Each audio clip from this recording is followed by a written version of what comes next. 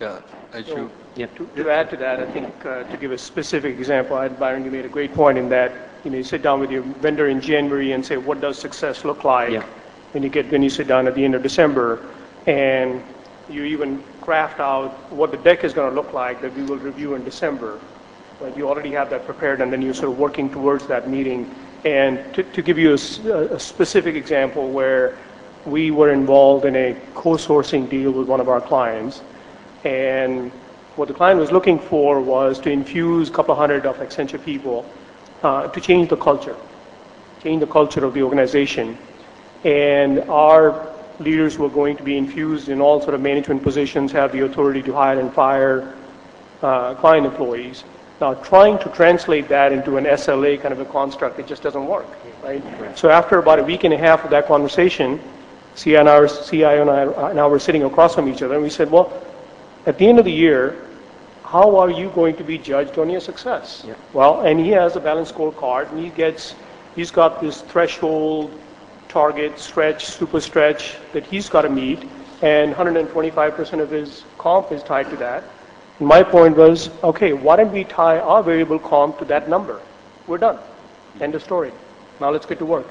Point. It's one of the things that we actually started to implement this year was taking some of the goals I have for my team and actually embedded into our service providers into their individual team goals. Yep. Because, I mean, one of the things that people sometimes forget is these are incredibly capable organizations, right? You think about the CMM level 5 organizations, and these are incredibly capable organizations. So much of the failure is driven by not having the outcome top of mind. Not having, when you walk into the shop, not having it on a poster, on the wall, and have it tracked every day and every month, because they are capable organizations, and if you put the outcome you're looking for on the poster, there's a high probability they'll deliver it. A lot of these things just never get up on the poster. So everyone has different views as to what success is. Success is, paragraph 40, subsection 3, sentence 4. Then that's not success. They'll deliver against those specific things because they're they're outcome-focused organizations. And I think you just have to step back and say, this is what we're trying to accomplish. Yeah, I just want to make sure that the point is not lost in that to take certain elements from your scorecard and embedding them is different from me saying my variable comp is tied to your variable comp.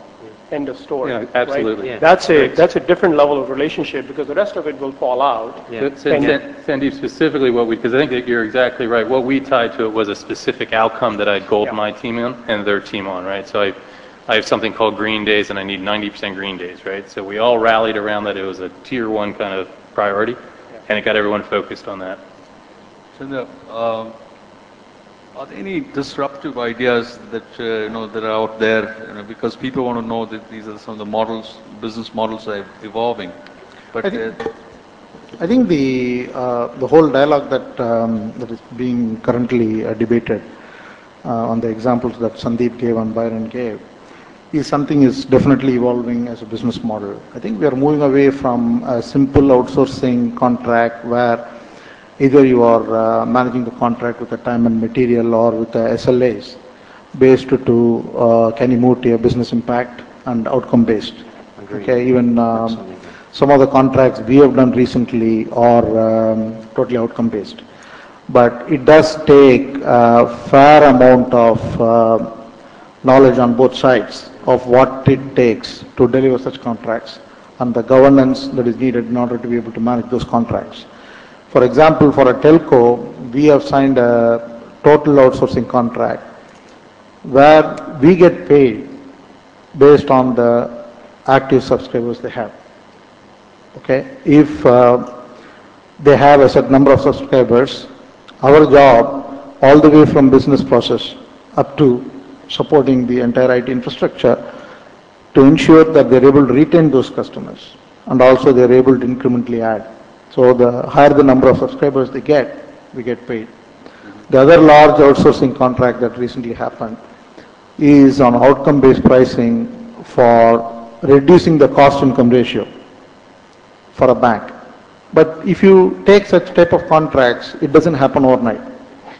First, you end up doing almost a year of consulting work to be able to clearly understand what is the current cost income ratio and what are the issues involved, and what is the level of responsibility the customer is able to turn it over to you. Okay, are you going to have a free hand? Is the customer committing to making all the changes, not only organizational changes, is he willing to follow through on all the process changes and govern it in a way that you want? Once you are able to understand what it takes to do such contracts, then you can put a framework and put a governance and then go and execute, and then you get paid based on whether you achieve that kind of a cost income ratio or not. Okay, then you talk about aligning the incentive plan and who are the right people, and then the badge doesn't become important at all, whether it may be somebody within your organization or it may be somebody from the bank who is working under you, because he has knowledge about the bank and you don't want to lose that knowledge. So the business models are varying dramatically, and I think outcome-based pricing will become a very important element. Chandra, I think that's spot on, and that's the direction we're heading in, and it is complicated and a lot of work. And one of the reasons people are having those discussions is because so little transformation has actually happened. When you look at it, you go back to 4, 5, 7 years ago, people talked about we're on this big transformation, we're going to fix all these kind of legacy systems. Very little transformation has actually happened, and I think we're still sitting here today saying, okay, so why is that? Part of that's because of the construct of the agreements, which were kind of lift and shift and didn't really get at the outcomes that we were looking for. So people are, we still have the same problems. We've got a sea of data and all these legacy systems and all the rest of it.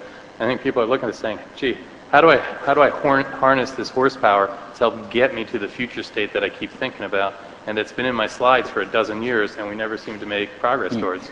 I think one more point on that, but it is not necessary that all the time that the scope of the contract is going to be so large. Sometimes the scope can be limited to a particular type of service. For example, take infrastructure. Okay, typically the infrastructure contracts, when it's outsourced, the parameters by which they were measured usually are SLAs. Okay, whether it's uptime, whether it is how frequently you refresh, and the performance measures and so on and so forth. But what we have done recently in another contract is to translate